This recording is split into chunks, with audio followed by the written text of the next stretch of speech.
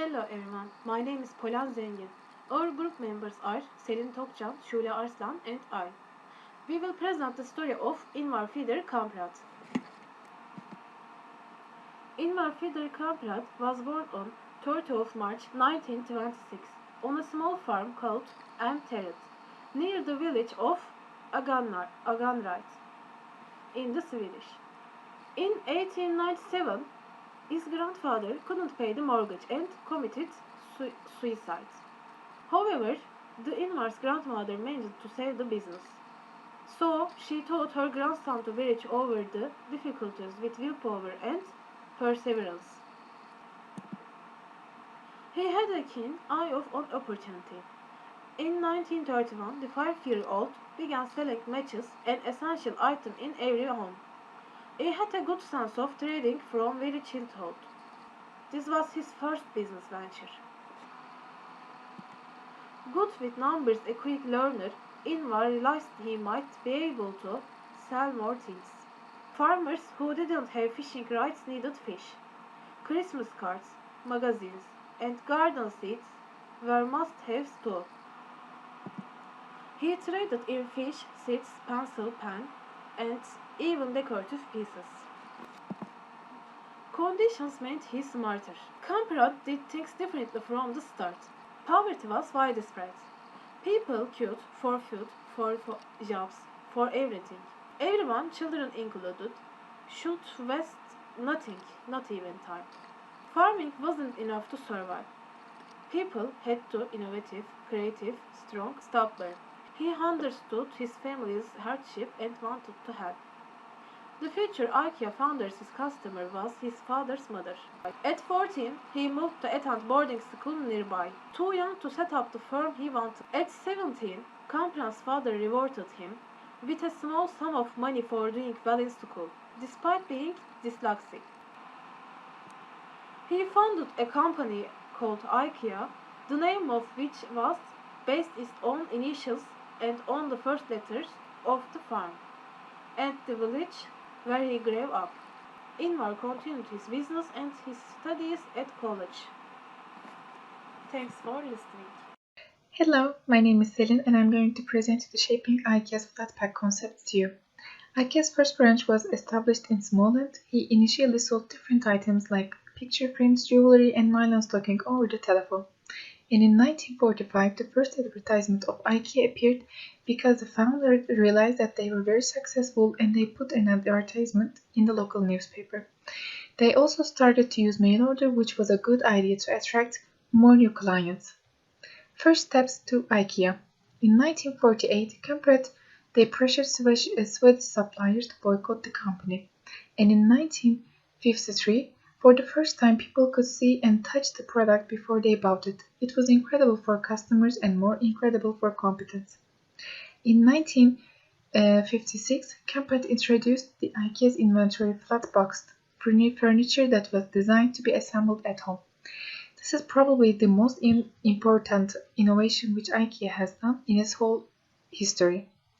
And in 1958, IKEA opened its first store in Sweden, the largest in Scandinavia. Growing of IKEA. Between the 18th and 19th, this brand was expanded to new markets such as the US, UK, France or Italy. IKEA and children was created to meet the needs of families with children. Over the next 50 years, about 300 IKEA stores were opened to worldwide. Changes by time. The idea was not only selling products, it was also serving people well. In 1973, it moved IKEA's headquarters from Sweden to Copenhagen, Denmark. Behind this lay the thought of getting rid of excess taxes in Sweden. He also moved for protesting the excessive tax policy in Sweden. Currently, IKEA is headquartered in the Netherlands and it lives in Sweden, becoming the richest man. In 2000, IKEA company expanded rapidly. IKEA's phenomenal success made Kamprad one of the richest men in the world in the early 21st century. Kamprad's business grew and grew. IKEA all over the world. When IKEA opened in Shanghai, 80,000 people visited the store.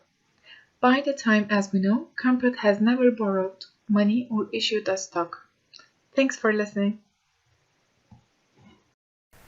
Hello everyone, my name is Shule Arslan. Anecdotes. We have a lot of anecdotes about Ingvar Kamprad. According to Ingvar Kamprad, who was always been solution oriented, we should all divide our lives into 10-minute units and evaluate our time with meaningful activities.